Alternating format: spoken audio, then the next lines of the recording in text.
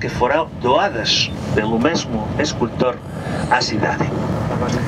O grande monumento o grande prédio que temos aqui à esquerda é o Museu de Ciências Naturais.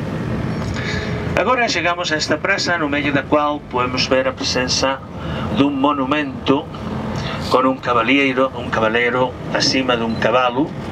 É un monumento ecuestre que dedícase a unha importante personaxe da historia española do século XIX, o General Martínez Campos. Podemos dizer que España é a máis antiga monarquía en Europa.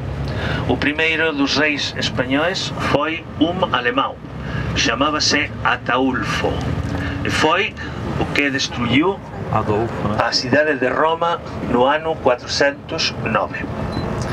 Tivemos, portanto, podemos dizer, dun jeito máis ou menos continuado, como a exceção da invasão dos mouros, uma monarquia